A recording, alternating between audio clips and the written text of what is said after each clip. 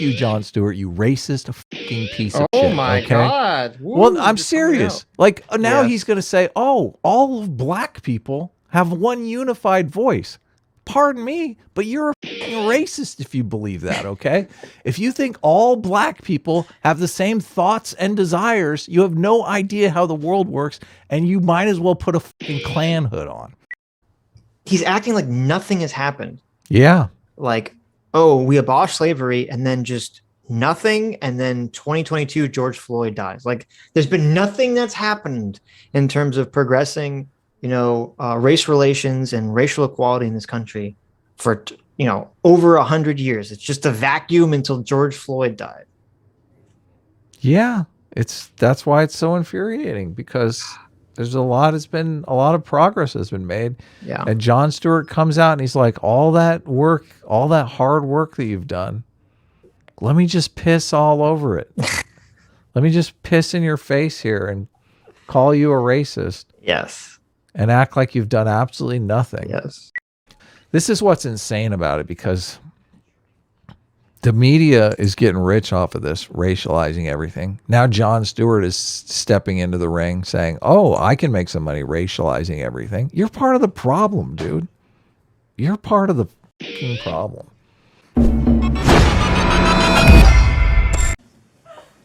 As you may know, this country has had some issues with race. Oh, okay. Sphincters are tightening already. We've had some issues with race. There was that incident in 1619, and then... Bad sign already. Bad sign already. 24 seconds in. What date does he pick? 1619. Oh no. Someone's been reading Hannah Nicole Jones. Oh, we know where this is going. Oh no. Oh, yeah. No. 1619. What happened in 1619? I don't recall. That's when Columbus sailed the ocean blue, right? That's how the rhyme goes. I thought that was 1619? 1492. Oh, okay. In 1492, Columbus sailed the ocean blue. Don't you? Come on, it's a rhyme. You got to remember it. That makes it true. 1619, is that when 9/11 happened? Is that That's when they the attacked the World founding of the slave empire known as America, Sitch. Oh, how could I forget the slave empire known as America? Oh, Yeah. I just, 1619. That's when we started this slave trade in America. Here I thought America was founded on liberal principles of, democratic values, but it just is a slave empire. I forgot. Yeah. I forgot. Yeah. My mistake. My bad. I apologize. We've had some problems with race. Yes. Jon Stewart just wants to get us up to speed, so he's beginning with 1619. Yeah, 300 years ago. Of course. So get us up to speed here. He's got 16 minutes to get us 300 years into the present. Okay. Actually, I think it's 400, isn't it? I can't do math. 400 years. 300 sounds better. It does. Had a few hiccups since then, but mostly it's been fine. We've all been chilling. Why are people laughing at this? This is not funny. The whole time I was watching this, I was thinking, this is comedy now? This is what's going for comedy? Maybe I'm just 1619, when blacks were enslaved. I know. Until a couple years ago, another rare bad thing happened to black people in the summer of 2020. George Floyd's death is sparking a national reckoning. The death of George Floyd, it sparks this global movement, this racial reckoning. We here in America certainly had our own racial reckoning in the wake of George Floyd's death. A growing number of American companies facing a racial reckoning. As America confronts a racial reckoning. A racial reckoning. It also comes at a time of racial reckoning for the country. Oh. Wow. Hey, we were watching a video, weren't we? Let's do it. Jon Stewart was getting ready to commit comedy Harry Carey right in front of us. I see. So you guys are finally ready to talk about racial reckoning. Well, not to worry. This egregious midday murder will not be in vain. let the work of righting centuries of oppression begin. See, you can't be funny because, see, that joke was so completely overwritten. He's literally making a joke about a guy, suffocating from a cop leaning on his neck, okay? He's making a joke about George Floyd. Why does this exist, Sitch? He's not making a joke about George Floyd. He's making a joke about the reaction, I guess, to George Floyd. Listen. Or the inaction. Listen. Or in reaction. Hold on. Listen. Yes. Okay, I'm listening. This egregious midday murder will not... Egregious midday murder. What the fuck, dude? What the fuck? How is this different than Holocaust jokes? Egregious midday murder. Look at this. This is so bad. That is weird. This that is a weird so thing to bad. say. Yeah. Midday murder. It's got a nice alliteration to it. I'm waiting for him to pull out the commemorative George Floyd coins. Come on, too soon, dude.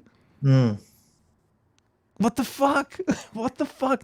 This is so bizarre. This is so off brand.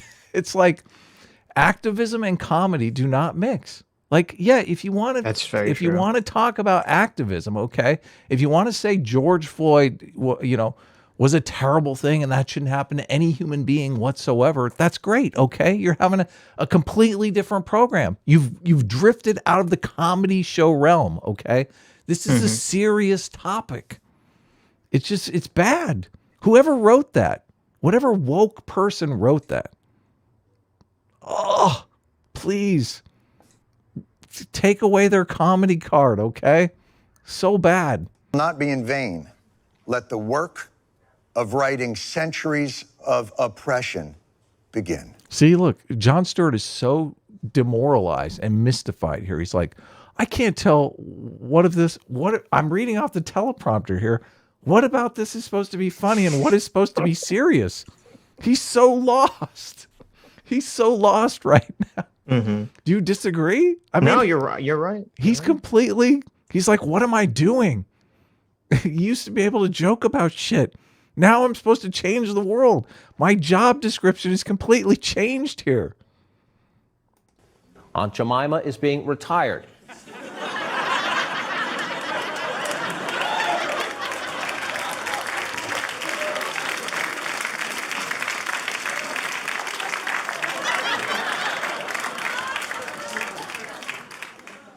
By any means necessary. Cream of Wheat is removing the black chef from its packaging. Chris Harrison, host of The Bachelor, has announced he is stepping away. Every NFL stadium, you're going to see phrases like end racism. Tonight we know the Dixie Chicks are dropping the Dixie. The village of Hempstead renamed Main Street Black Lives Matter Way. We will now kneel for our moment of silence. There it is.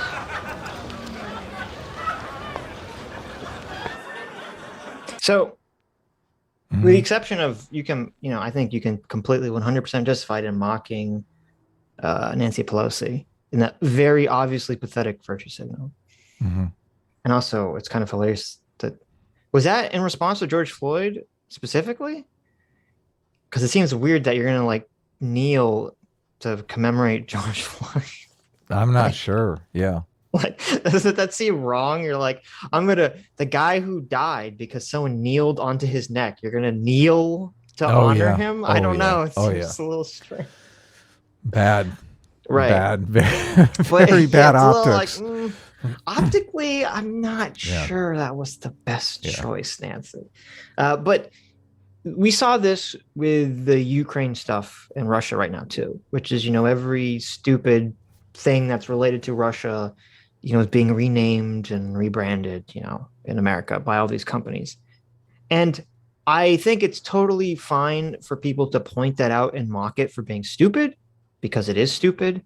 It's a very vapid virtue signal. And a lot of the stuff like we got to get rid of Aunt Jemima and the cream of wheat guy and all this other garbage. It's dumb. It's vapid virtue signaling, and you want to mock it. That's fine.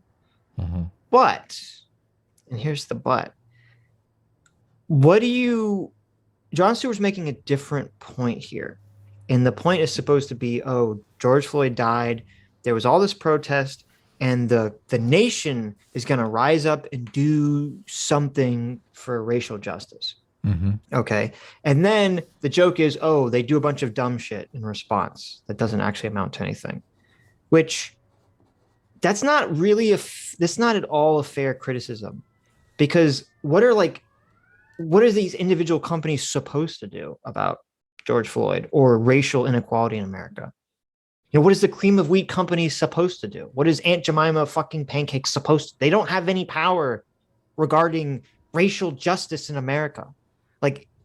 Like if you want to mock the act as being stupid, then fine, but don't mock it like, oh, this is America not doing anything again. Like as if America is one animal, one amorphous blob, and that all actions committed by all the individual actors and individual companies of America is representative of like the direction of the country as a whole.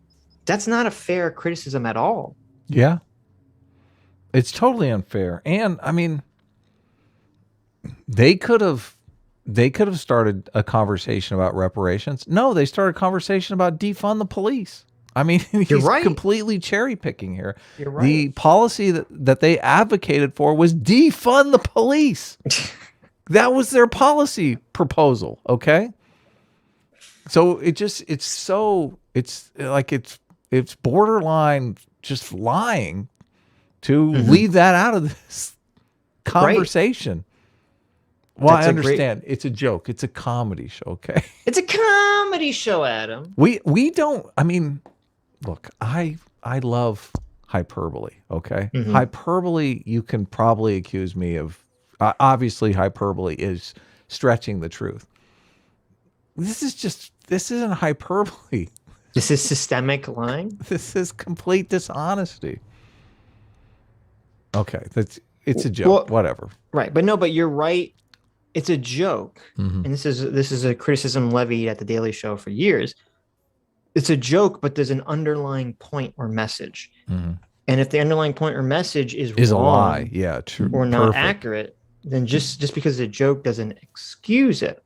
And your point about defund the police is incredibly spot on, which is you can't complain about America's reaction to George Floyd and all that stuff without saying, but Black Lives Matter and the forces that were pushing for changes totally dropped the ball again.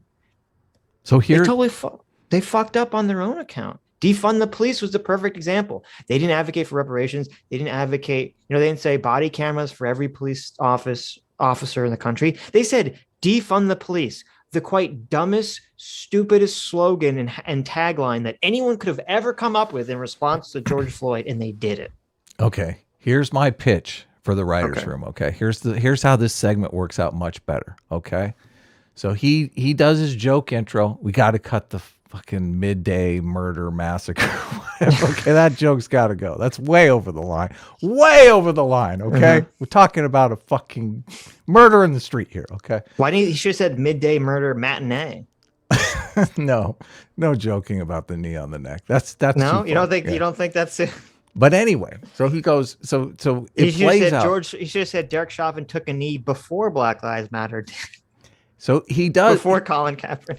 He does his okay, now we're gonna fight for real change here. This is our opportunity, right? And the segment that plays is defund the police. Defund the police. People talk about we need to get rid of police. Police officers gotta go. I think we should defund the police, right? No more police. We don't need police. Right. So all of that ridiculousness. And then I mean, you could cut back to Jon Stewart making a face like, "Ooh, well, that got out of hand," and then you do this segment on, okay, we're going to get rid of the cream of wheat. Because it's a reaction to the thing they're asking for is totally untenable, unfeasible. So obviously we have to do something. We can't do nothing. So we're just going to do all these little things around the edges because your opening policy proposal is so out of line. Yeah. What do you think? That's a great point. Is that better? Is that funnier? Would that be more outside the woke bubble? That's a better point, and it's a more poignant point. That's actually true. Of course. Yes. Yeah. People would love to do something. We can't defund the police, you fucking idiot. Right? Right? It's like when you show up to buy a car or something, like a used car, and the guy's like, I want $1 million. It's like, well, it's a Toyota. There's another video that we might watch a little bit of, or maybe at some point in the future, where it's called like The Problem with News or something. And Jon is kind of complaining about how the right-wing news apparatus has been very effective at ratcheting up anti-CRT feelings, and how governors all across the country are now, enacting anti-CRT laws. And he's right in terms of like legislation, because the right, I guess maybe because the right is not afraid of hierarchy like the left is or something. They're so much better at like, oh, we have this problem. We're going to label it, we have a problem with wokeness. We're going to kind of bundle that all up under the idea of CRT. And then we're going to go across the country and governors are going to actually do something tangible to try to pass laws against CRT and other things like that across the country. Yeah. And when it comes to the left, it's like they had this massive groundswell of support after George Floyd to do something. And it all gets squandered and thrown in the trash because the liberals and the mainstream left allow the leftists and crazy people at the fringes to take the helm, and they come up with defund the fucking police. Yeah. Something that can nowhere. never get done. Something that cost them the fucking Senate. Something that... Right. Yeah, exactly. Something like they're opening gambit. They're opening advocating bill for legislative change is something that's not fucking feasible. It's insane and impossible. And it costs them a lot of midterms. Yeah. That's like our opening gambit. Communism. Okay, kiddo. Back to bed. Nap time. What's going on? Worst production of Lion King ever. Lion King joke. Whoa. Really fucking nailing it today. It's a decent-ish joke, I guess. I'm not super opposed. Well, give me the causal connection between getting rid of Aunt Jemima and a Lion King. No. She's talking about the Nancy Pelosi and all the people. Oh, okay, you're right. With the African scarves and all that stuff. Oh, gotcha. Yeah. It's okay. been so long. I interrupted. That was kind of my fault, but anyway. Yeah, okay. All right. But more than Kente cloth calisthenics and some long overdue brand readjustments, there came another, even more meaningful cultural shift. I think white people need to listen. White people should listen to African Americans. White people, we need to listen. We are listening. I am listening. Now it's time for us to have ears to hear.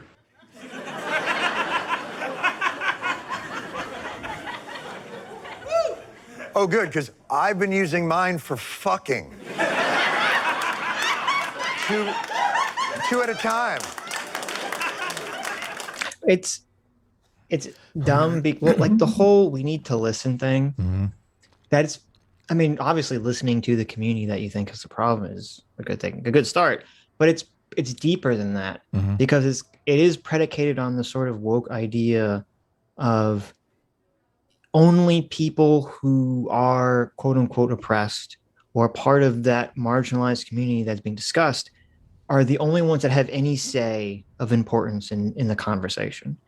So, you can't have any thoughts or ideas about, Black issues unless you're Black. You can't have any thoughts or ideas about, trans issues unless you're trans. This is where we got the, what does it mean to be a woman? Well, I can't tell you that because I'm not a woman. Logic comes from this idea.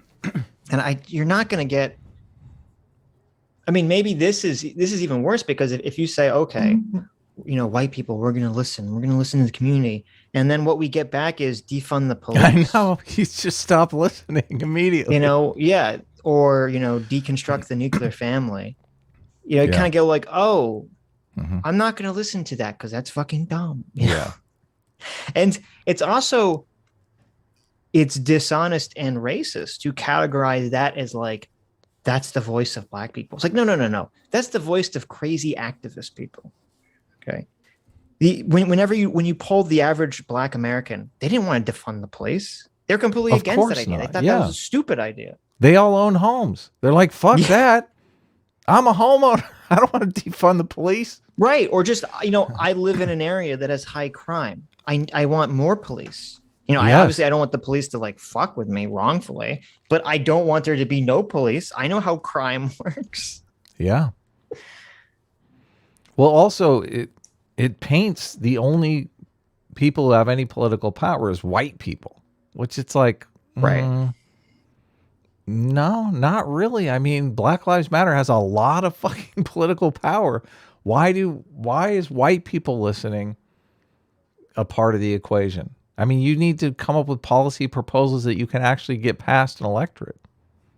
Well, Black Lives Matter did have a lot of political power, but they squandered it all into the toilet. So now Right. they have With no power. Okay. Whatsoever. Because of the ridiculous things that they asked for. Right. Yeah, and the tax stuff.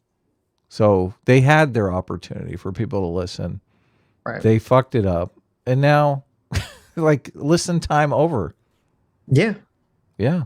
That's Now politics. We've moved on to the next thing. Yeah, it's not beanbag, okay?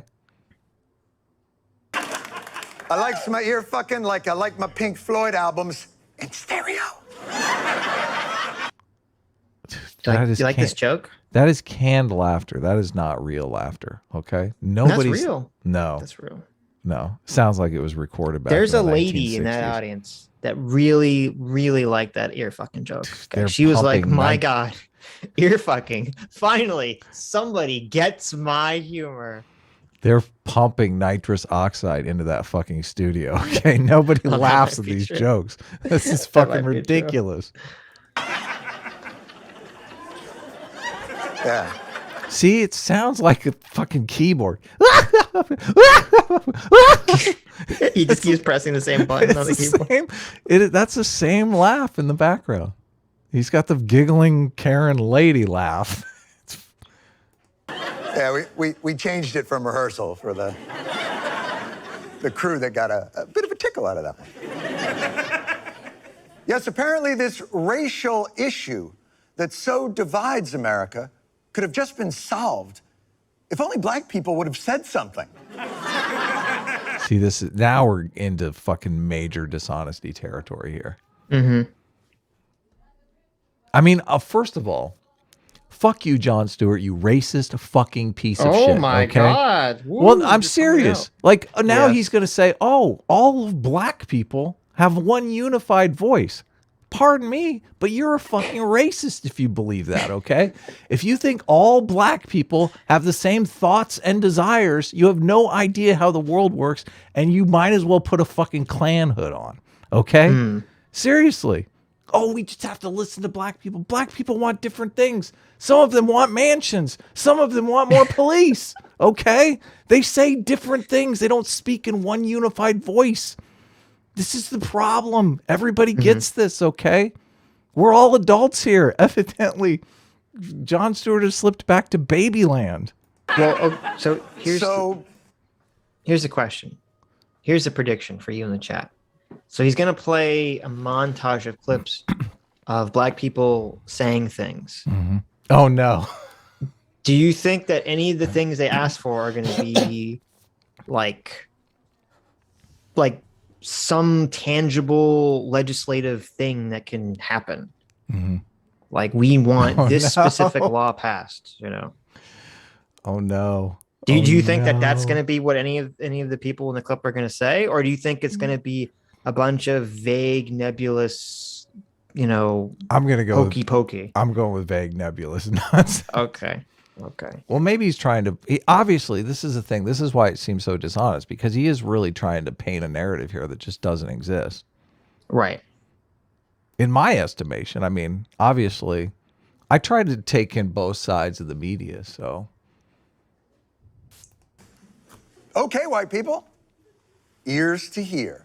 This is the harsh reality for Black people in America today, that we are expected to participate in democracy while receiving conditional citizenship in return. When zip code determines. Okay. Conditional citizenship, huh? I don't know what the fuck that means. Yeah, I don't either. Now, I assume she said something, John, but you literally cut off someone in the middle of their sentence, so they said effectively nothing. Yeah. Conditional citizenship, huh? What Yeah, does that mean? What does that mean? Oh, maybe she means the condition of you lose your right to vote if you commit a felony. Maybe that's what she means. Maybe that's the only thing I could like guess. Uh-huh. Would be what she's talking about. It's conditional on not murdering your ex-husband. Citizen University. This is a nonprofit organization. Okay, what do they? I like that I have to do homework to figure out what the fuck is being talked about in the show. It's not a very good idea, John. That we are. Oh, are you going to look into it? Oh no. So if you go to Citizens University, and you click on the Our Task thing at the top, oh no, it says countering a culture of hyper individualism. Oh no, is the number one thing they're against. Oh, okay. Oh no. Right. That's a little sussy wussy. So evidently somebody wants to speak for all of black people and wants Jon Stewart to speak for all of white people. So I don't get a say in things. American life today is marked by hyper individualism. I don't think that's even remotely true. Rampant consumerism. Okay, that's true. A coarsening cynicism towards institutions and ideals. Well, that's true. And a distrust of all by all. Okay, I agree with that. A zero-sum scarcity mindset pervades our culture. Well, the woke have done a great job cementing that zero-sum scarcity mindset. A mindset of hoarding and fearing that is contagious and self-perpetuating. I don't know if this has to do with hyper-individualism. Now I feel like I know less. Yeah, what do they actually want? So many of these things, it's infuriating because they become a buzzword for describing conservatives, but the people don't actually know the meaning of the thing they're talking about. So a lot of people will say individualism, that's like conservative and we hate conservatives, so fuck that. But they don't really understand what individualism means. Right. Yeah. Well, just imagine like you're some rich guy and you're trying to donate to some cause. And you're like, let me see if this is a good cause. Let me read the Our Goal paragraph. And let me know, chat, do you know what this organization stands for? Our goal is that we believe a civic awakening is underway in the United States, and we are working to accelerate it.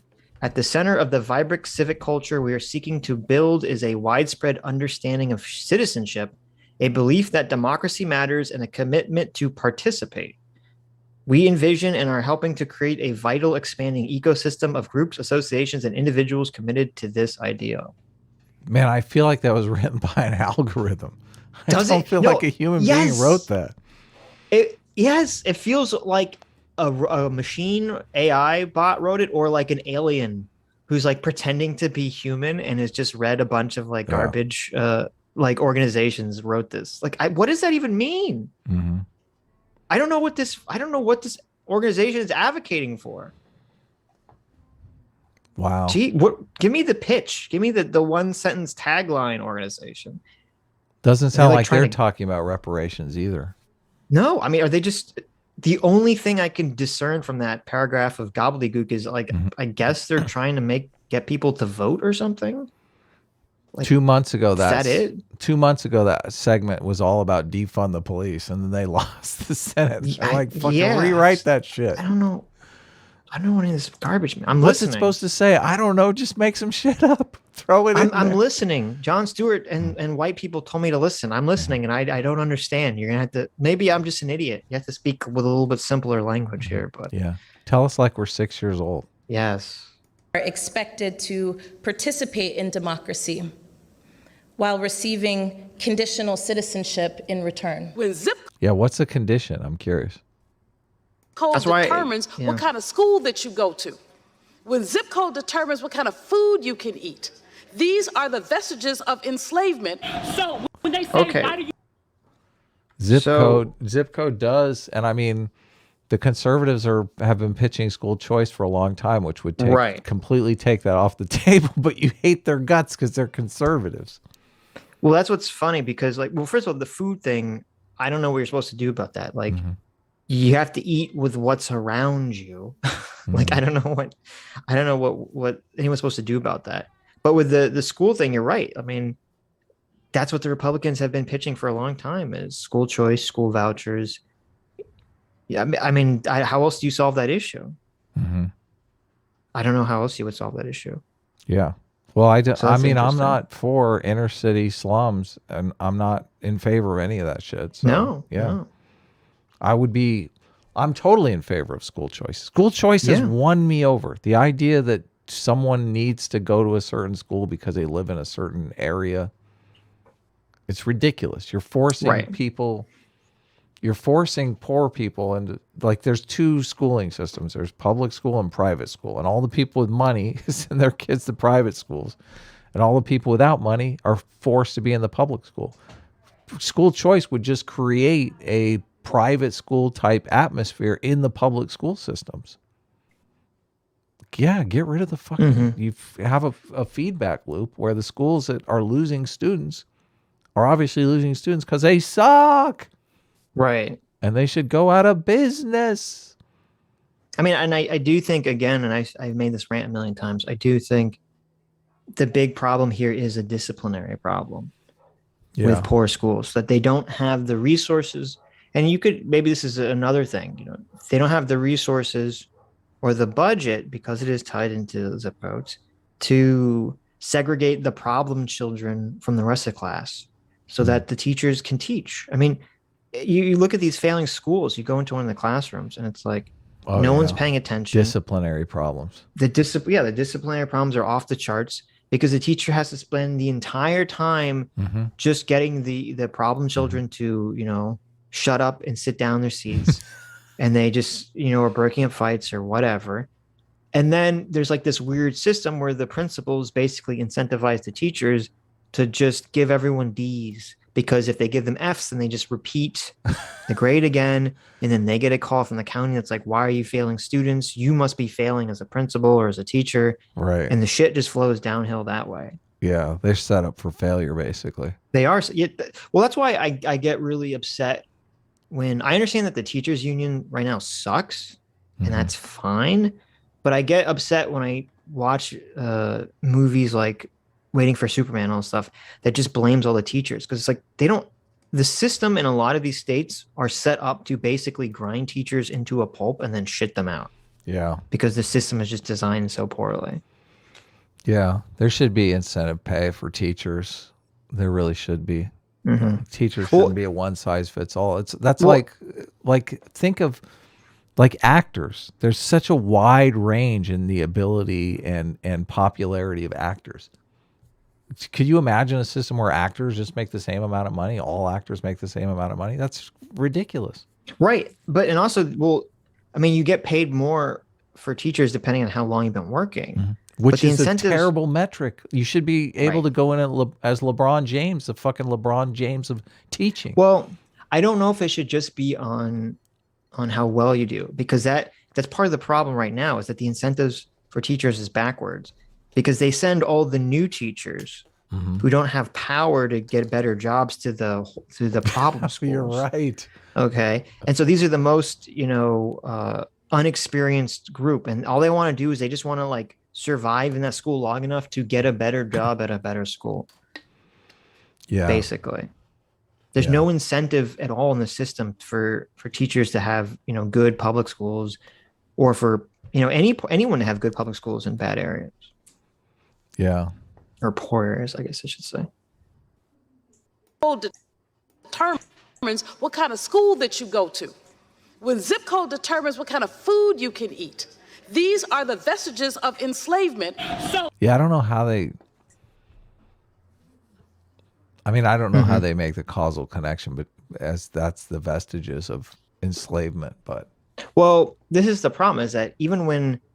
I don't know who this lady is. Did it say? I don't know. I'm assuming she's in some government somewhere. Right. Even when she's bringing some tangible problem that I would agree with, it's phrased in like as if it's intentional.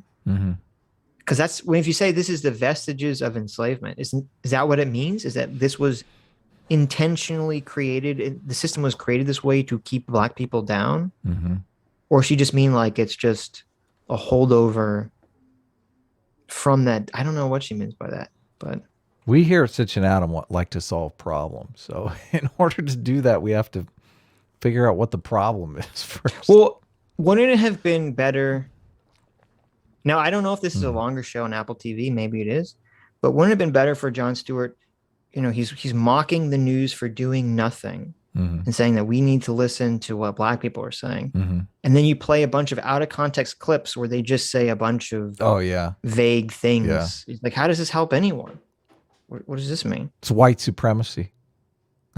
It's just obviously what he's participating in white supremacy. Jon Stewart is. We're not. We would never do that.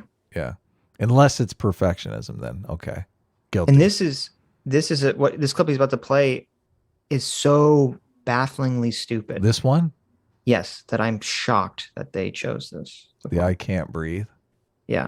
When zip code determines what kind of school that you go to, when zip code determines what kind of food you can eat, these are the vestiges of enslavement. So when they say, why do you burn down the community? Why do you burn down your own neighborhood? It's not ours. We don't own anything. It's amazing. Yeah, that's a tough one because obviously. So you're saying there are no people in the community that own their own home?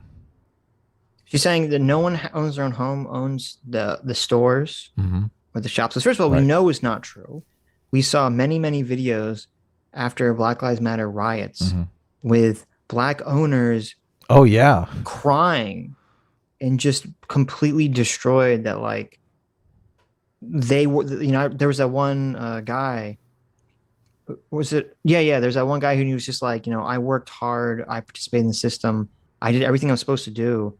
And you've just taken all of this from me. Right. For nothing. Like, I'm not a police officer.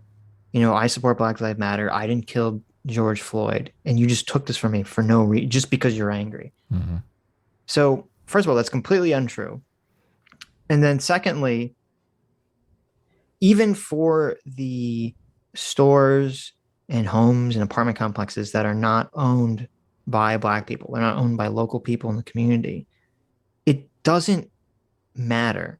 And this is what kind of disgusts me when, you know, people say, look at the science, look at the science, look at the facts.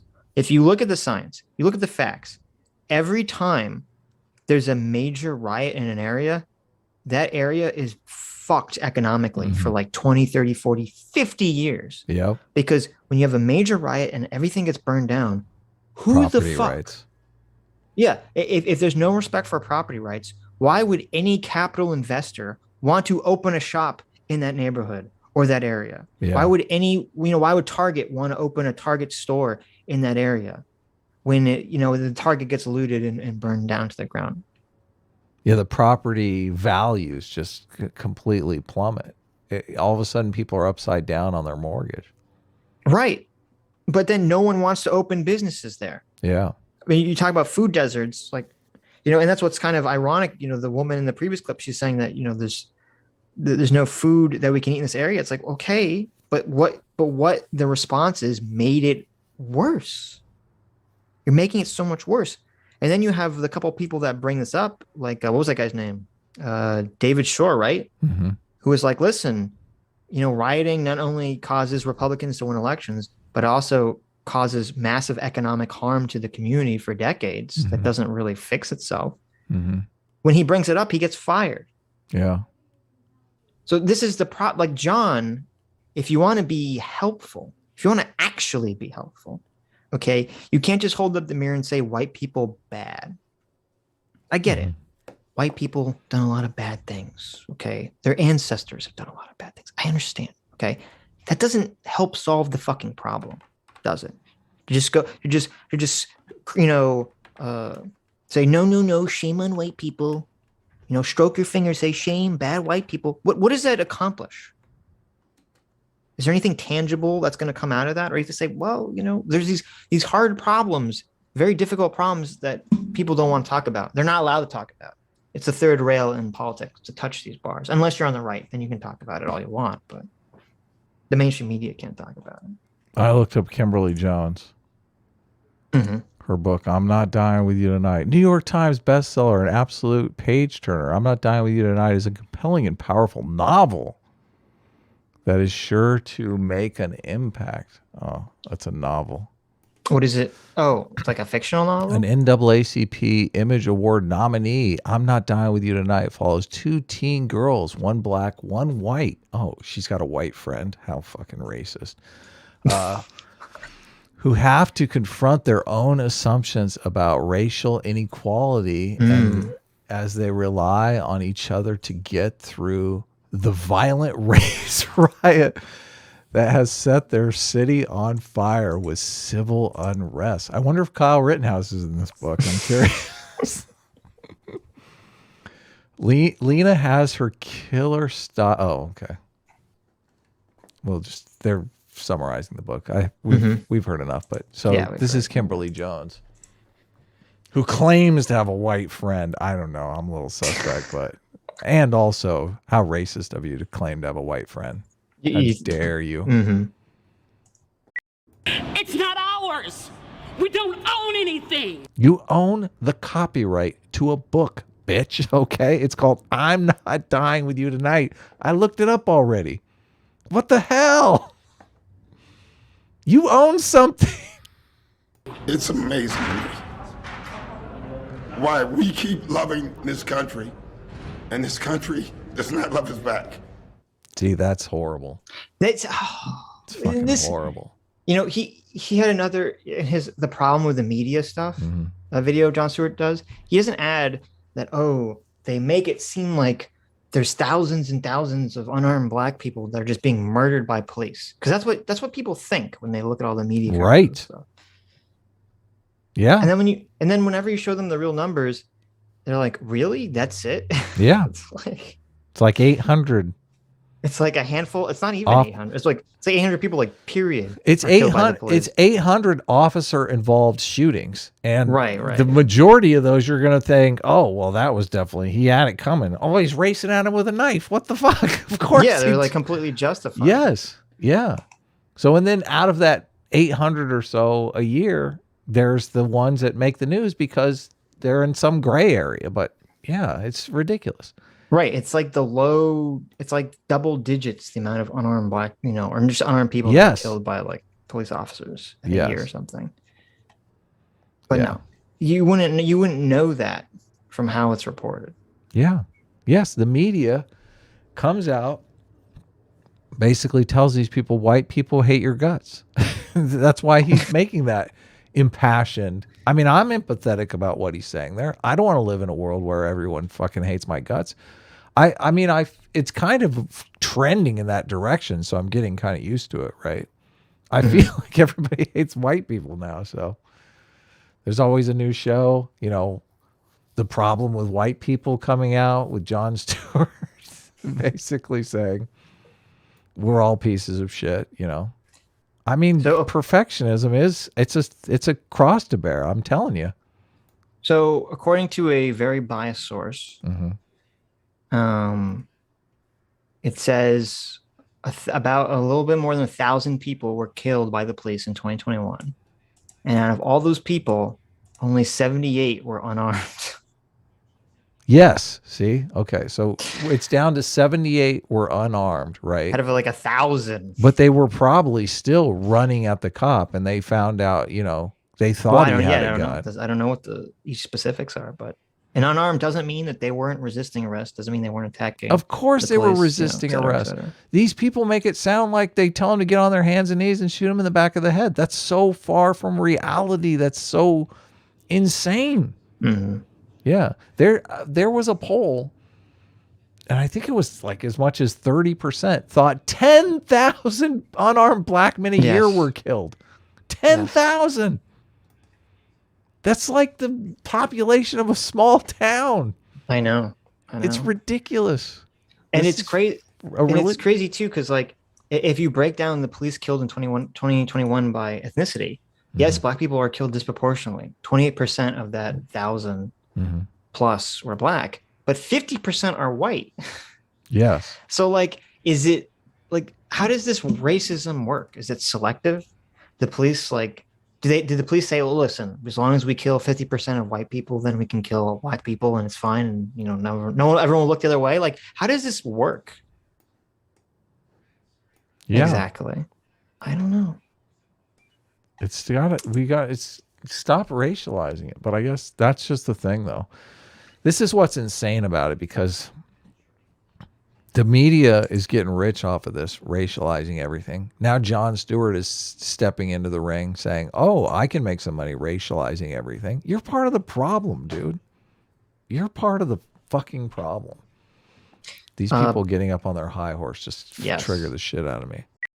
Sweet. Baldwin went all the way to England to explain it because he wanted to do it at white people headquarters. It comes as a great shock to discover that the country, which is your birthplace and to which you owe your life and your identity, has not in its whole system of reality evolved any place for you. For fuck's sake, Frederick Douglass told white people, the rich inheritance of justice, liberty, prosperity, and independence bequeathed by your fathers is shared by you, not by me. He said that in 1852.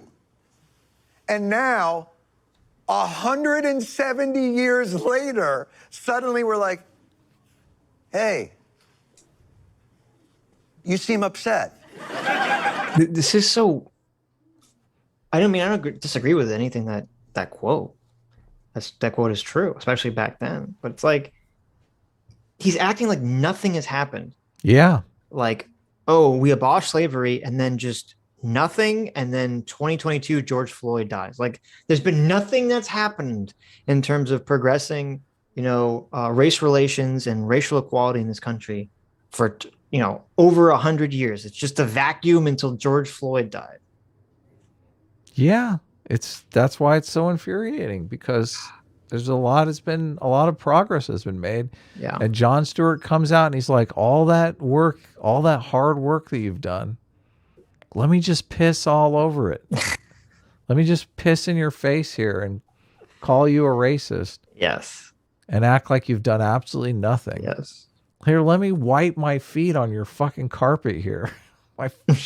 My dog shit fucking soiled shoes on your carpet. Mm-hmm. It's just, it's evil. What he's doing is evil. And then he's acting like he's the big moral arbiter of shit. Like, let me come out and speak for white people. Yeah, it's infuriating. And worst of all, none of his jokes are funny. Like, I might be able to get over this if any of his jokes were actually solid jokes. But these are real weak sauce fucking jokes. We're still cool though, right? Did we do something? Black people have given us step-by-step instructions through the centuries. They didn't even do that with the electric slide. By the way, 3 steps and then you bend. I don't want to get into it. That laughter is so fake. I can't, no, that's not real laughter. And yet, even after all that, Whoa, the whoa, wealth whoa, whoa. gap... You didn't like that electric slide joke, Adam? No. Was it on? That electric slide joke wasn't key on point? Mm-hmm. No? Okay. But look, he's doing... median household net he's worth. doing the thing that I talked about. Okay? He's doing the wealth gap. Yeah. Not the income gap. This is all housing, basically. I'm curious if anyone's done this where they remove housing from the equation to see how different the gap is. Well, also, a million conservatives have told me that the demographics of blacks is all like... Very different, too. Well, the median age is like 25 or 20 or something like that. Right. And the median age for whites is like 50, which obviously that's going to create a giant wealth disparity. I got to tell you, when I was in my 20s, I was dirt poor. Like, obviously. Right. So that would, like, some age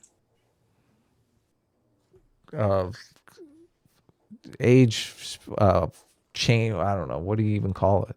Including some age. Well, yeah, if you have a lot more older white people, and old people in general are going to have more money. Yeah. and more wealth, specifically more wealth, then yeah, it's going to completely skew the statistics. Yes. So yeah. Of course, Jon Stewart is not going to bring that up because the whole point of this is just to create white people bad propaganda. Which, yeah, it's so well, and it's annoying because like you antithetical can to the cause. yeah, like I do think the wealth gap is a problem. I'm not opposed. I'm not. I do think it is a problem, even though I think it comes from something very specific. But I don't think saying white people bad is going to solve that problem. Just berating white people isn't going to create, racial equality in our country, racial economic equality specifically in this country. It is going to demoralize blacks and make them less likely to study hard and try to become homeowners. It's going to demoralize black people and it's going to make white people super racist. Yep. Because they're going to say, well, everyone's attacking me by the basis of my skin color, while minorities are allowed to use their identity politics to unify and gain political power. Therefore, I should be doing the same thing, basically. Yeah. I mean, the whole white nationalist alt-right shit that's now, it's literally a reaction to wokeness. Yes. And that's all it is. Yeah. So my causal narrative holds true. They are the ones creating the problem. They are. And it's funny because they say, oh, no. This is all in response to Barack Obama becoming president. It's like, really? Then how come it started in like 2015? Obama was president for 6 or 7 years before suddenly the people became racist against him. It's a little, it doesn't really make a lot of sense. Yeah. Terrible. Worse now. Home ownership, worse now. Oh, they did include home ownership there. Right. But I'm saying that's probably the big issue with the. Well, this is interesting too, because he's saying it's worse now than it was in 19 years ago. 2000 to 2019. Oh, okay. Well, you're right. Also, I mean, the 2008 housing crisis. I mean, like I'm noticing that. Yeah, that's kind of yeah, a problem. But did COVID start at the end of 2019? I mean, they're doing pretty well if they only lost five points off of after the housing crisis. Yeah, but white people only lost 1 point, so that's what they're. A lot of people lost their homes. So according to this chart, it says the median age in 2019 for white people is 44. And the median age for black people is 34. And so the median age overall for Americans is 38. So they're saying 42% of black people own homes? White and black. I guess that's what they're saying, yeah. Because I mean, if I guess a homeowner would be, I mean, obviously the kids don't need to be homeowners, right? Like, do they count black kids as like not a homeowner? They're in the No. They're in they're not counting kids. No. They're in the 58% that doesn't own homes. Oh, well, that's a good point too. Yeah, if there's a age, if that's not accounted for, was National Equity Atlas? Well, also the age I mean, what I just said earlier could be being expressed in these demographics right here. If the median age of a white person is 50, obviously there are going to be more homeowners that are in their 50s than there are in their 20s.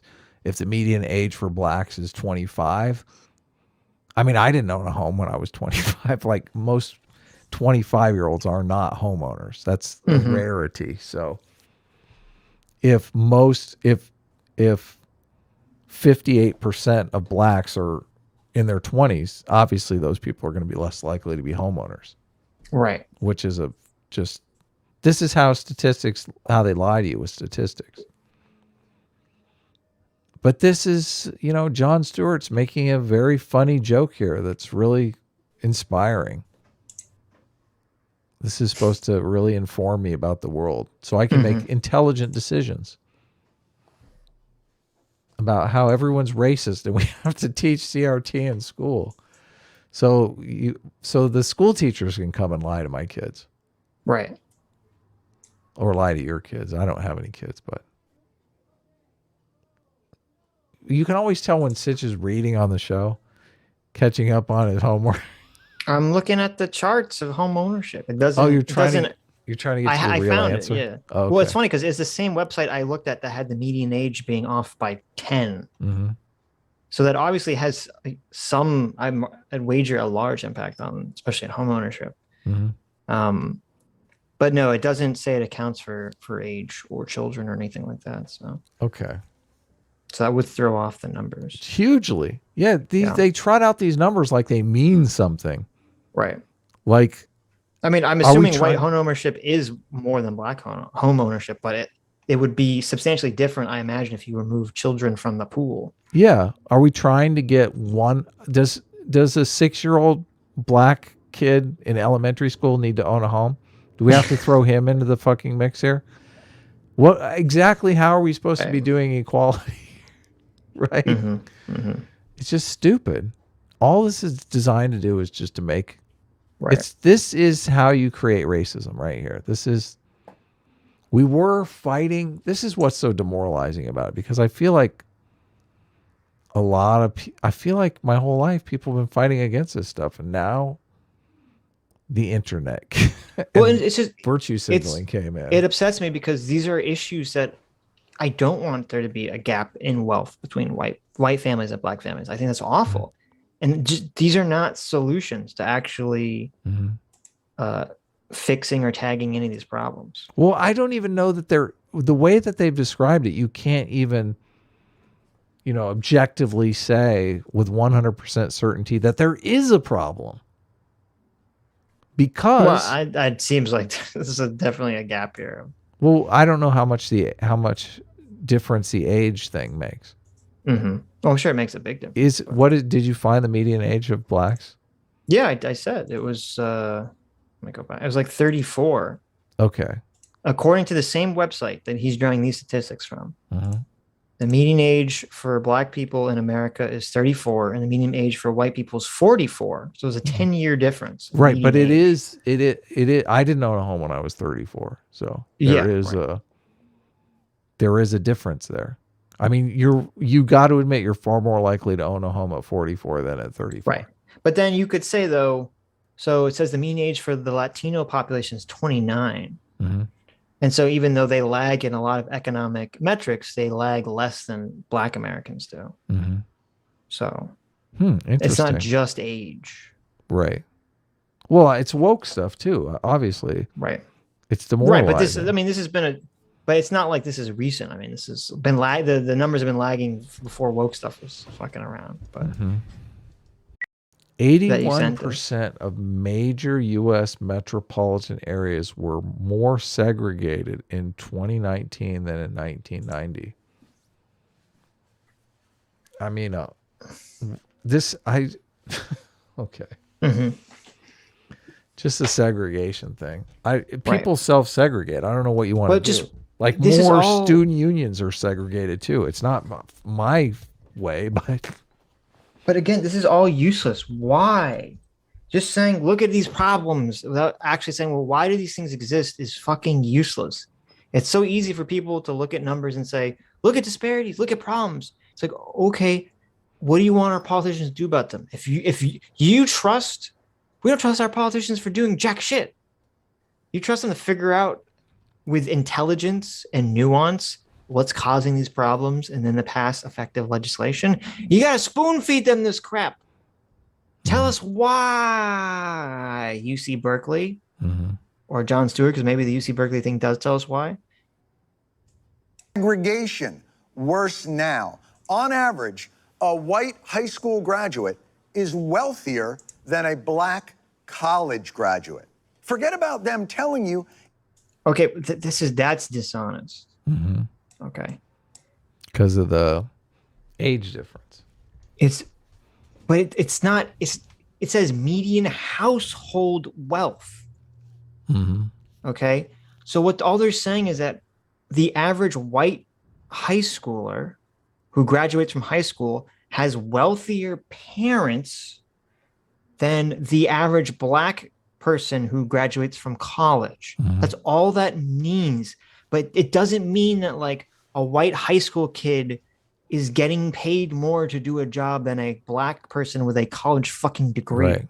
which is what it makes it seem like it's saying. Right. All this means is, yes, white people on average have wealthier parents than black people on average. We know. Yeah.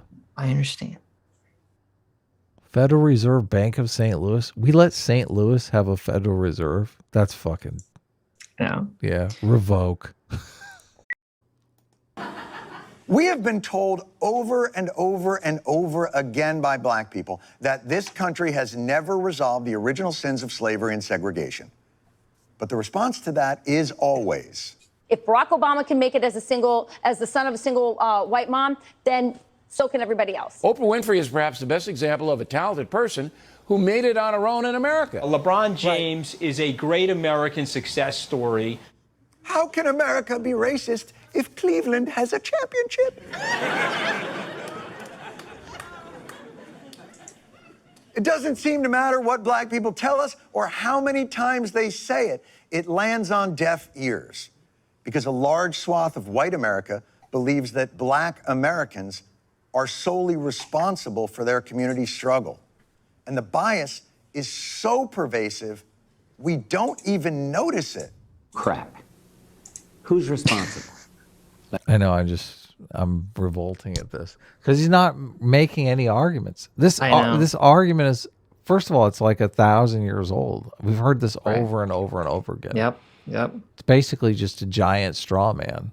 We've brought up half a dozen points here to refute all this already, but nobody ever responds to the points we're making. Well, John's not even making points. He's just he's castigating, white America, not even the government, white America for not doing something. I don't know what it is beyond reparations, I guess. They're not doing something. Well, he didn't even make a response to the whole, they're rich black people. Right. I mean, what is the response there? Oh, just ignore that. Okay. All right. Let me tell you straight out. Everyone who uses drugs. Oh, no. He's going to go down the war on drugs route. Jesus Christ. Of course. This is of fucking, course. Oh, my God. Oh, my God. I can't take it. Well, it's going to get worse because he's going to... War on drugs. You'll see. What he's about to do is really, really stupid. All this can be pinned on the war on drugs. It's all the war on drugs. So sad. I was arguing on Twitter about progressive policies because, I always point out that prohibition was a progressive policy that failed. It was like a catastrophic failure. But did you know that the war on drugs came out of the prohibition because all of the different municipalities hired so many extra law enforcement agents, policemen, whatever, to prosecute prohibition. Prohibition is when they made, for those of you who don't know, when they made alcohol illegal in the United States. It was championed by the progressive movement because a lot of drunk people were beating their wives. So it was like a feminist thing, basically. Well, the war on drugs sort of like the 70s. That didn't come out of... Prohibition ended far before then. I don't know if that's right, but they started prosecuting marijuana in place of prosecuting alcohol. Okay. You've said before, once a program gets started, it's hard to kill it. I see this as kind of the same exact thing. It's like, okay, well, we've hired all these police officers and now alcohol is legal. So we got to find something new to do. Oh, I know. Weed is still legal. The war on drugs was 100% Nixon just trying to arrest, hippies and liberals and stop them from protesting. So that was the intention of the war on drugs. That's involved in there too. So he used it to his advantage. Right. So the war on drugs wasn't just about Wasn't targeting white people targeting black people? Was Nixon targeting hippies? Right. So that's where the dishonesty comes from. They say, oh, the war on drugs was created to clamp down on black people. No, the war on drug was created to clamp down on young Democrat voters by the Nixon administration. And a lot of those happened to be black people, but it wasn't to clamp down on black people who were the minority in that group. It was to clamp down on hippies. Really, it was to give the police excuse to break up, Vietnam War and anti-Nixon protests, essentially. So, Nixon, wow, what an a-hole! And perchance, who would this everyone be? Crack has become the new franchise, a chemical McDonald's. You want to get high, you see the guys in the gangs, in the red and blue outfits. The front line in the war on crack. There are tens of thousands more crack babies. Oh, the crack babies. I remember this. The crack babies. On the way. Crack babies are going to overwhelm every social service delivery system. Before, we could afford to ignore the hopelessness represented by gangs, but now we're afraid it will affect... You know what you do when you're demoralized, when you've been told that there's no way that you can succeed, even if you're the Albert Einstein of black people, that it's pointless to try, you can never get ahead. You know what you do after you're done being demoralized? You turn to drugs. There's nothing else to do. You turn to drugs, or you seek employment opportunities outside of quote unquote conventional legal systems. Right. Yeah, which is drugs. Right. Fuck. Affect our school. See, do you agree with me? It sounds like maybe you do, that wokeness is the problem. Well, it is in a sense, because like the reason gangs become popular in an area is because the area has what is viewed as by the people living in it a lack of recourse from the government for solving problems or for moving up in the world. So people have to turn to gangs or the mafia to either move up in the world or to solve local problems that the government isn't solving. It's because there isn't enough police and systems and infrastructure in the area. It's not because there's too much police. Like how does defunding the police help solve gang violence? It's a completely insane position to have. Yeah. It's like, oh, if only people weren't getting I guess this is sort of like the weird California approach with shoplifting. It's like, oh, if only the police weren't arresting people for committing crimes, then less people would be committing crimes. It's like, I guess that works in some sane way for looking at paper numbers, but that's not how reality works. Yeah, more people commit crime. Why can't they hire these guys as cops? Isn't that like an job opportunity? There you go. Hire all the gang members as cops. I don't think that's a terrible idea, honestly. Well, I'd rather them. If someone's predisposed towards violence, I'd rather that violence. Make them a cop? Well, no, I'd rather that violence be used to solve problems than to create problems. But there has to be you have to indoctrinate people. And we talked about this, you turn wolf into sheepdogs, basically. Yeah, totally. Right. But you can't just take someone who's, has views of society and the world in a very antisocial way, and you put a badge on their chest and you make them a cop. They're just going to be a cop. Yeah, obviously. You're making my argument here. Oh, okay. This is why. Yeah, this is why I think wokeness is the source of the problem, because it's literally creating people that are unsavable. Right. Unsalvageable. Right. This wokeness wouldn't, they should be turning the wolves into sheepdogs in grade school, but instead they're teaching them CRT, teaching them. Yeah, to make them more wolves. Right? Yeah. Yes. Break away from the American pack, create your own pack. Yes. Like literally in the CRT book, it's like on page fucking 2 of the introduction. They're like, CRT wants to adopt a race consciousness approach, which thinks that black people and white people should interact via a nation-to-nation relationship. Oh, that's going to work. Yeah, CRT literally wants black people to view themselves as an independent fucking nation than the rest of the country. Terrible. And this is supposed to be, the path to making the country better.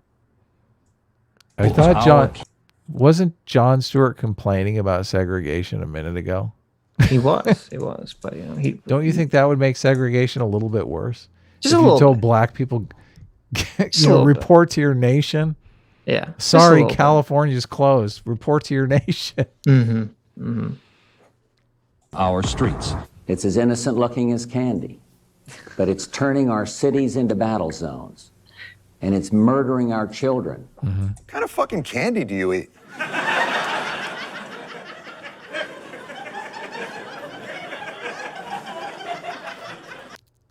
Is that a funny joke? Is not that funny. That's not a funny joke. Listen, most of those people don't. George H.W. Bush is a little stretching back for a long time.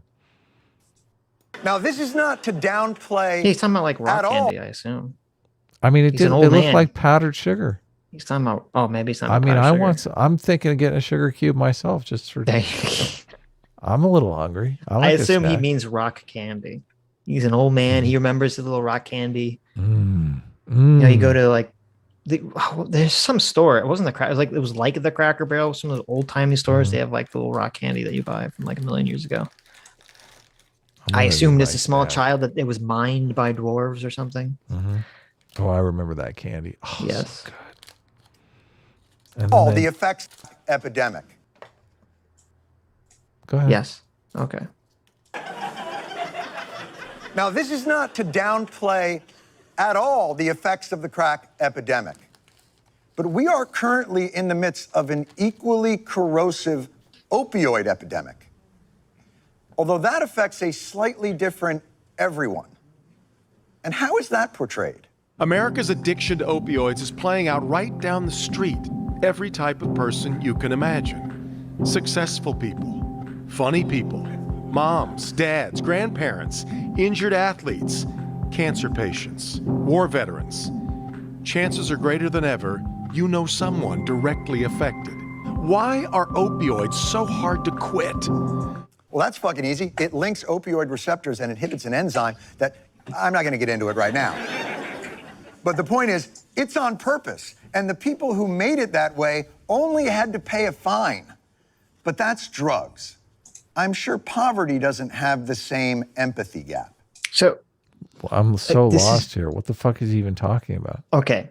So this is very dishonest. What he's saying is, when it came to crack, because it was affecting black people, they said, it's, evil drug users are taking drugs. But then when it comes to fentanyl, which is affecting white people, it's, poor white people are being affected by drugs. Okay. That's the argument he's making, which is inherently dishonest because we've had 30 fucking years, 40 years of people's attitudes about drug use have changed since the fucking, crack epidemic in this country. Okay. Attitudes have completely changed about drug use. It's completely unfair to say that it's just a race issue. That's why it's different. And secondly, the crack problems, whether that was true or not, was believed to be linked to an increase of violence and specifically gang violence at the time. Now I could be wrong. I don't take fentanyl. I don't know. But are these neighborhoods of white people taking fentanyl, are they immersed in gang warfare right now? Not that I know of. Yeah, not that I don't know, maybe. But that's the issue here. It's not the drug use. It's the violence that surrounds the drug use that gets, everyone's up in arms about this stuff. Yeah, gets their hackles up. Right. But also, I mean, I've heard that part of the opioid problem is somebody goes in for some medical procedure and the doctors just way overprescribe opiates. And the next thing you know, people get hooked. That's a much different getting hooked on drugs scenario than life is bleak and the woke have sold me this idea that I'm never going to get ahead and I'm going to just turn to drugs to drown my sorrows away. Right. And while there definitely are people, I don't know what the numbers are, but while there definitely are people that turn to heroin and fentanyl sold on the street or illegally, a lot of it, what happens is what you said. People get a prescription, they're overprescribed drugs, and they're either able to continue to get the drug from their doctor, or they go to one of these bullshit, finger quote pain clinics. Yeah. Which they just hand this shit out. Yeah. You say, oh, you have back pain and you get, your fucking opioids. So it's a completely different problem. And so we have a problem that's existed 40 years later. It's a completely different problem. And Jon Stewart's saying, he's simplifying it very ignorantly, saying this is the only reason that the population, the culture is reacting differently to these two different drugs is because of racism. Mm-hmm. Yeah. No. Yeah. No good. Let's not be stupid, John. Come on. Yeah. Bad. Inner city is a polite name for ghetto, as in black ghetto. Why is that funny? I don't know what that's even. And that's the award-winning PBS journalist. So, isn't it weird? I guess yeah. he's saying it's bad that the guy said black ghetto from like the 80s or 90s. Yeah. When that was shot. That's Bill Moyers. That guy is as progressive as it gets. That's the fucking bleeding heart liberal of all bleeding heart liberals. But so now they're going to throw him under the bus because he said a naughty word from 50 years ago. Yeah. Like, why do we have to look back 40, 50 years for these evidence of racisms that are still going on today, John? So you're not really helping your argument here. No, he's killing his argument. And not only that, he's destroying any credibility he once had. Yes. Yeah. Curiosity, is the black ghetto poor? Intelligent Americans know. No, going back. It is the collapse of the traditional family that is wreaking havoc in the African American community. 72% of black babies are born to single mothers. If they would start talking about the responsibilities of fatherhood. Dependency on welfare was breaking up black families. The breakdown of the black family and an extraordinarily dysfunctional, toxic inner city culture. Inner city? Excuse me. The politically correct phrase is black ghetto. Good. Dude, this is so bad. This is so weak. Yeah. This is so scratching the bottom of the barrel here. Yeah. John. So sad. Good day. By the way, how do we portray poverty in the outer city? Ruggedly beautiful and deeply poor Appalachia for decades has struggled. People here have struggled more and more as their factories have shuttered and their coal mines have closed. It's been a slow, painful drip of job losses for decades. It used to be with a high school degree, you could get a job that actually could provide for your family. Yeah. And the disappearance of those may lead people to feel a lot more stressed. So that low self. This is so fucking dishonest. Okay. I want everyone to understand, especially if you're just listening, what happened.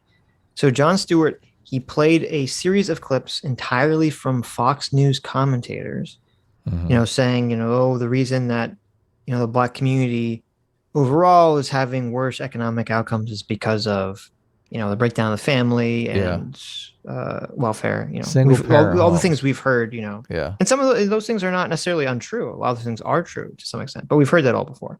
Okay. So you have political pundits making pundit points that part of the reason they're making those points is because it's like they're anti affirmative action or they're anti welfare. They're actually trying to advocate for something on their political team. Okay, and then he's going to say, see, when they talk about black poverty, you have a bunch of bigots, and he plays a bunch of people on Fox News, and then he says, oh, but when they talk about white people poverty, look how nice they are. Okay, listen to all these nice people that they're empathizing with all these poor white people. They're not attacking them. Well, John, maybe it's because you fucking picked a bunch of clips from fucking PBS and a bunch of other news stations which don't have any political motivation whatsoever. Yeah, obviously, if you get some clips from PBS where it's in their political motivation to make you feel bad for fucking poor people, obviously they're going to be like, yes, look at these poor people in these poor areas. And if you compare that to people on Fox News who are screaming about a fucking political motivation, obviously the energy is going to be a little different. Obviously the rhetoric's going to be a little fucking different. And you could find on fucking PBS, because I've seen these a million times, You can find on PBS, you can find on NPR, you can find on all the other news stations this exact same fucking tone of voice of people talking about the horribleness of poverty, and they'll be talking about it in terms of the Black inner city community that you're referring to, Jon Stewart. This is so fucking dishonest. You can find on PBS a bunch of pundits talking about basically saying that the Black community had to turn to drugs, making every excuse in the world for them about how terrible their lives, and the system is completely oppressed them, and that's exactly why they had to turn to drug dealing and crime and shoplifting. Just victims of circumstance, victims of a system that ignored them for too long. Right. Yeah. Like, this is so dishonest. It is completely dishonest. To say this has anything to do with race is insane. Well, he's forcing it into that race lens, which is what's infuriating. This would be like saying, okay, here's an analogy of what Jon Stewart just did. He'd be saying, look at how humans talk about women. And then he had a bunch of of whatever the worst passages from, the Quran about, treating women or something, right? Or some other, whatever religion treats women the worst. He had a bunch of religious passages that were like, oh, treat your woman like shit. Use the male, have authority over her. You can beat her with a stick the size of your thumb, blah, blah, blah, blah. Then he said, look at what human beings are saying about men. And then he had a bunch of pieces from the fucking Declaration of Independence and the Constitution that were like, all men are created equally and have indivisible rights. You're like, what the fuck? These are two completely different sources, John. Yes. That are completely unrelated and in many ways completely opposite from each other. Yeah. This is lying. It's complete propaganda. He's cherry picking everything, and he's not really even making an argument or responding. It's just white people bad. Yeah, the problem with white people. Yeah, right. Here it is. If there's a long list of clips from PBS of them saying, all poor Black people, it's their own fucking fault that they're poor, and then the next day it was like, these poor white people in Appalachia just can't get jobs. Then maybe you'd have a fucking argument, John. But that's not happening, and that's not what's happening. Yeah. Worth, along with that hopelessness feeling, we start seeing tremendous depression. So how do you relieve depression? You can relieve it with drug use, alcohol use. White people are poor and do drugs because something has been done to them. Black people are poor and do drugs because they won't just get up and do something. No, because something has been done to them. By you fucking moron. You're the one doing it. You can't demoralize people and expect them to not turn to drugs. They turn to drugs and crime because they feel hopeless. But this is the source of the hopelessness. I mean, prove me wrong. I would love to be proved wrong. But I really feel like wokeness is the problem. Everything that happens is viewed through that filter.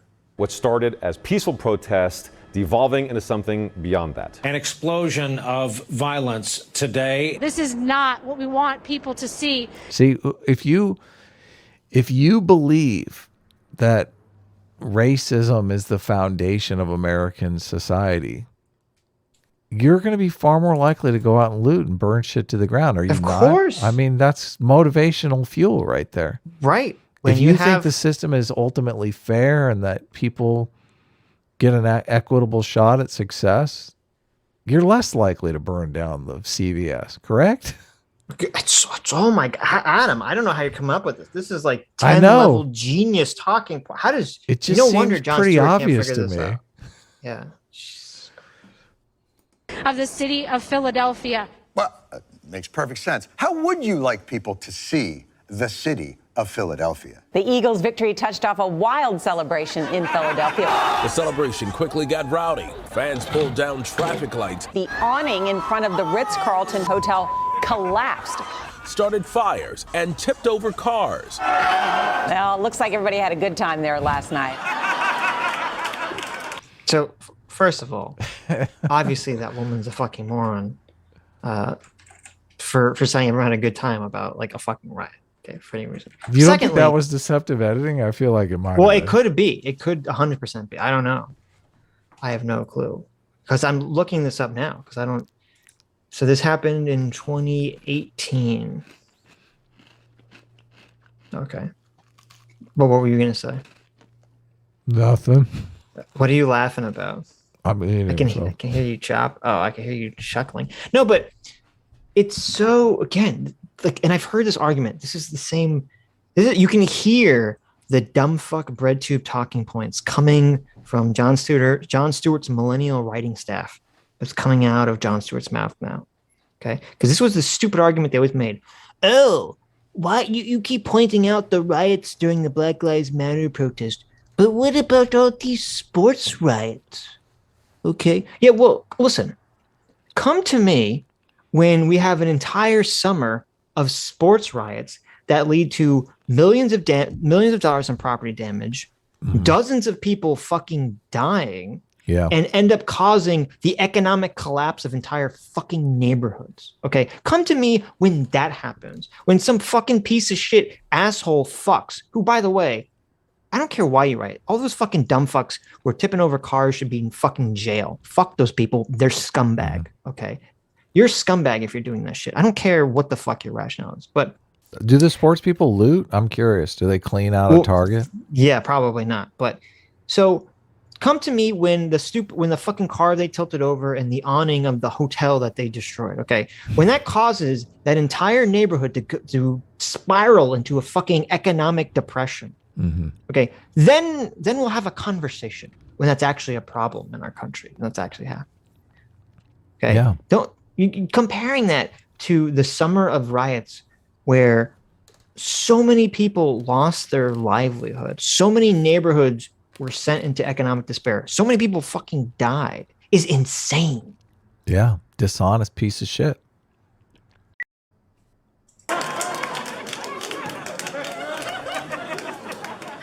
And thus, the problem with white people. Look at that. They're fucking cheering. So what is the problem with white people? I'm not sure I even understand it. Yeah. What do we learn from this video, guys? Well, the white people in the audience are like, yeah, the white Republicans that aren't voting with us. Vote progressive, vote Democrat. Yeah, they're thinking we're the good ones, basically. They are. I know. Yeah. That's all this Jon Stewart is thinking he's one of the good ones too. That's why I'm like, yes. What a fucking dick. I know. The old one of the good ones. Just the moral righteousness, how he's coming out and just let me put a bunch of fake statistics in front of you to make my non-argument about white people being bad. I'm one of the good ones.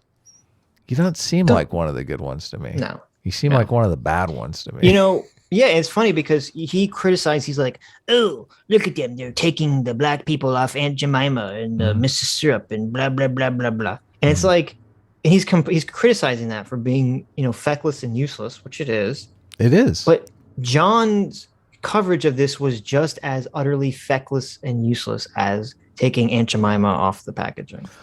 It's the same fucking thing. I would go worse. I would say it's actually destructive. Yeah, it's destructive. It's like taking Aunt Jemima off and then putting like a noose on the fucking on the thing. Oh, look, we took Aunt Jemima off. Now we're just going to do a guy hanging from a tree. That's our new fucking logo. No. They took Aunt Jemima off, okay, and then they put on Lucille Ball with blackface. Yeah, exactly. Exactly. Here's your new package.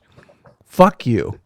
Hi, you just listened to a clip from the Sitch and Adams show. If you like what you heard, you can listen to our live show right here on this channel on Sunday, starting at 1 p.m. Pacific, 4 p.m. Eastern. And if you want, you can super chat us. We read $20 and up super chats on the show and then do a follow-up stream on the following Tuesday where we read the rest of the unread super chats and interact with fans of the show. Subscribe to this channel right here to listen to the live show or to listen to more of our awesome clips.